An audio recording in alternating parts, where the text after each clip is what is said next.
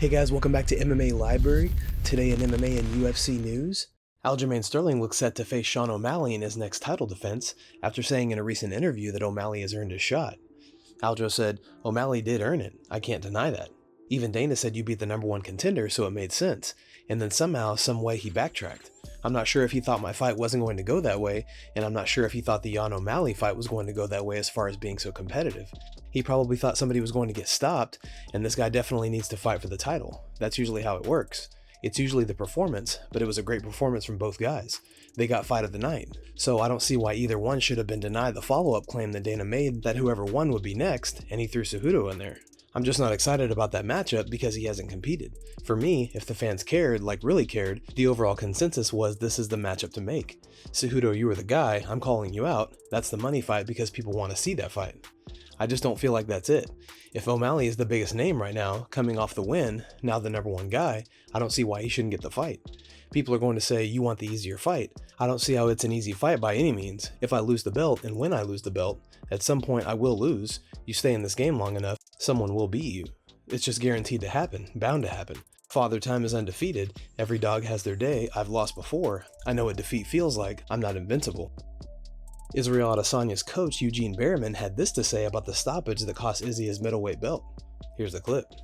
I can't sit here and truthfully say that that was an early stoppage. I believe it was. I'm happy with the stoppage.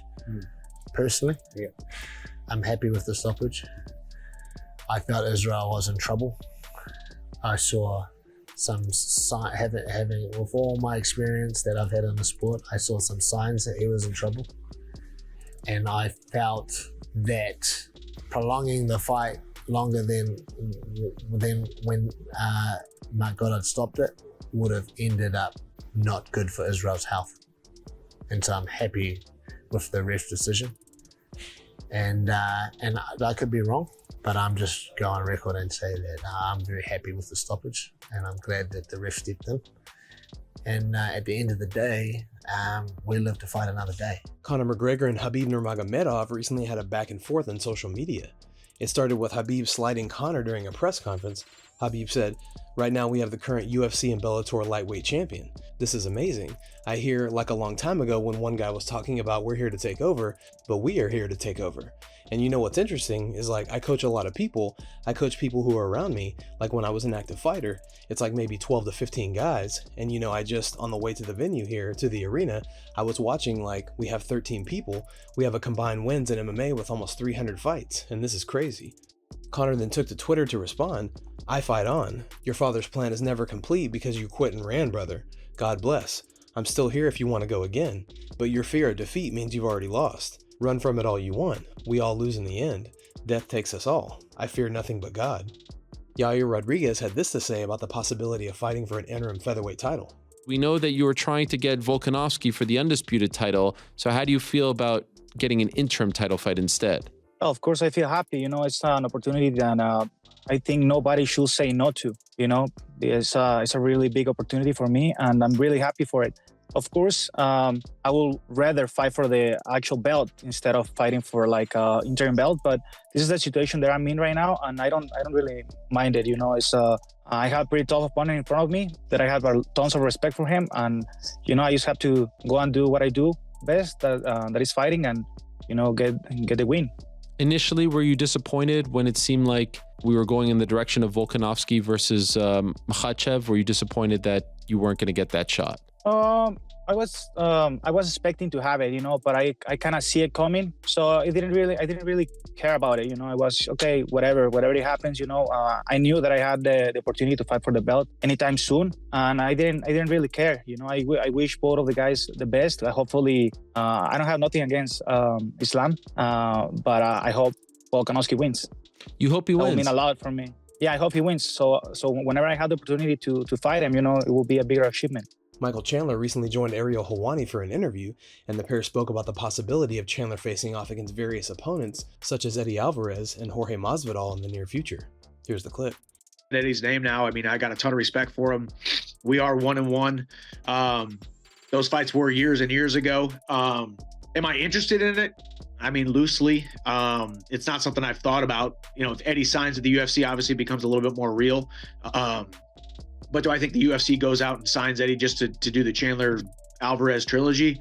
I don't know. But like I said, a ton of respect for Eddie, and we'll see how it all unfolds here in the next couple months. If not Conor, is there a guy at the top of the list that really excites you? I did just go on record the other day and say I would love a shot at that BMF belt. When it comes to, like I said, I love the awards I've gotten thus far in the UFC, debut of the year, and then fight of the year with Gaethje. Possibly I'll be in the running for knockout of the year with the Ferguson knockout, and then obviously the 2023 going to be up there as one of the candidates for fight of the year with Poirier. But that BMF belt would look awesome. I think Masvidal is a ton of respect for him as well.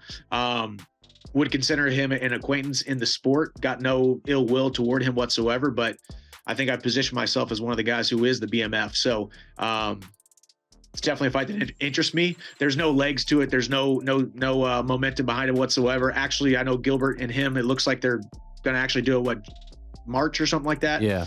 And Gilbert's my boy. I'm glad he got that fight. Glad it's finally happening. What do you think about Chandler's options? Who do you think he should face off against next? Let us know in the comments below. Javier Mendez says Kamaru Usman and Islam Makhachev will never face off against each other inside the UFC. Here's why. I'm good with anybody coming at him, except Islam Makhachev, which is his training partner. So anybody outside Islam, Usman can fight, no problem. But they're brothers; they'll never fight each other. So there's never going to be a comparison who would win between the two of them because they're never going to fight ever. That's just might as well call it's thick as blood. Those guys are brothers through and through, and that's never going to be a conversation of who's better, this and that. They're both going to be champions. They're both going to reign their divisions and each organization. What I'm curious about is that kind of crowding. When you look at the lightweight rankings, there's Islam Mamedov, Gazi Rabadanov, all these fighters from the same team will work out together, similar weight classes. Is that a little bit of a problem, kind of crowded divisions under the same team? No, not a problem. Not a problem at all. They know their situation. They will never fight their brother. That's never going to happen. Islam will never fight Usman. Gaji will never fight him either. And they're going to be in there. They're going to do their thing. But let's put it this way: if something happens where Usman loses, then of course they're going to want to fight for the title. But as long as Usman stays where he's at, they're not going to ever going to go that route. It won't happen. I can tell you that without a doubt. That isn't going to happen. Not between these guys. They're too close. Khamzat Chimaev recently threw a little shade at Francis Ngannou, saying that Ngannou should be grateful with the money he's made in the UFC. If Dana calls me, let's do these things, I do it. I appreciate it. What Dana and the UFC did for me, A lot of guys talking about UFC don't give us good money and those things. Go back and where they've been 1, 2, 3 years ago. They don't remember that, I was almost homeless. Lots of guys as well. And big guy, what's his name? Francis Ngannou, he's talking about they don't give him good money and all these things. And he was speaking about living outside before. Why doesn't he do it right now? He has to appreciate everything that's happened with him. He has to fight. The money's coming. Guys, thanks so much for checking out the video. If you like the content we do here on this channel, don't forget to like and subscribe to MMA Library for all the latest MMA and UFC news. We'll see you in the next video.